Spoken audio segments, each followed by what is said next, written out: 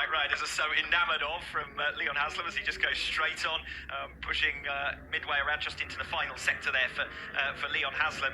So Haslam and Lowe's two Brits who've both undergone surgery and both in Barcelona, the favoured place for motorcycle riders to get their work done. Yeah, Haslam was working on a bicep injury. That's what was holding him back for the last few rounds. So hopefully he's able to show a little bit more than this weekend as well, because we've seen it through the course of his 2 years with Honda. He's been a pretty close match for Alvaro Bautista in a lot of ways, but Bautista in the course of the longer races in particular able to use that X tyre, the super soft tyre, and able to eke out a bit more performance from it. But Haslam certainly wants to finish off the season with something to smile about. It was interesting to talk to him about the Honda project yesterday, because it's obviously been a tough time, and he was pretty honest about it, saying he was a bit disappointed with how it's worked out over the 2 years, but you can see the progress that has been made all the same.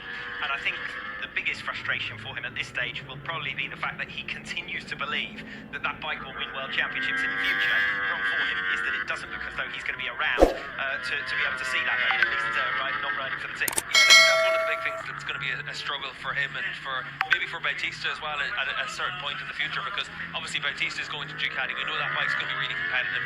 The V4R has been a tremendous package all the way through its 3 years in World SBK, but the Honda package has potential, and it's going to be interesting to see what sort of changes they make to that bike for next year, because they did test a very different bike a couple of months ago at one of the mid-season tests, and immediately were very fast with it. So it's going to be interesting whenever we see them on track for the first time, whether or not they're going to try and make some adjustments to that bike and potentially bring some big upgrades for next year. As far as Honda are concerned, they are also going to be joined by the MIE Racing outfit, and it's going to be a two-rider outfit for them in 2022.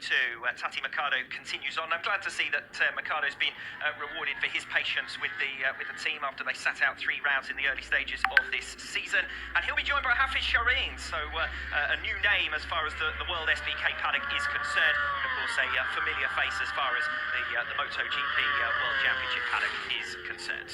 Yeah, another rider that brings plenty of experience with him, but a rookie in the class. So for Honda, it is actually Tadej Mercado is going to be the only rider that they have that's got that superbike experience. And I have to say, Tadej over the course of this year, he's done what he always does. He has some of his impressive performances. Moretti looked really good in Portimao as well.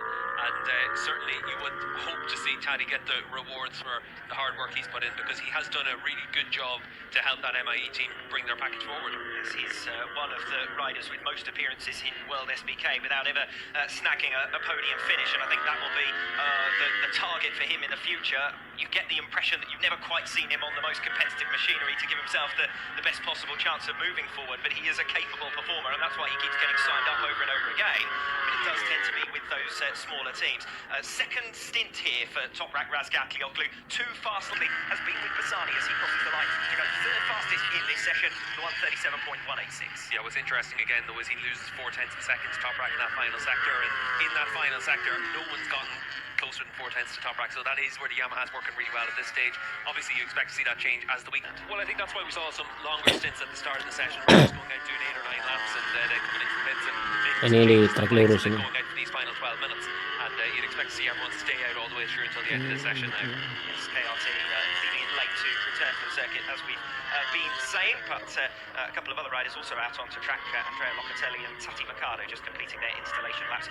Not quite sure what Michael Van der Mark was waving his hand about there. We might be about to see it. Big moment there as he backshifts down in towards those ever tightening right hands. Penyelamatan yang bagus. For Van der Mark, he's able to at least live to fight another day.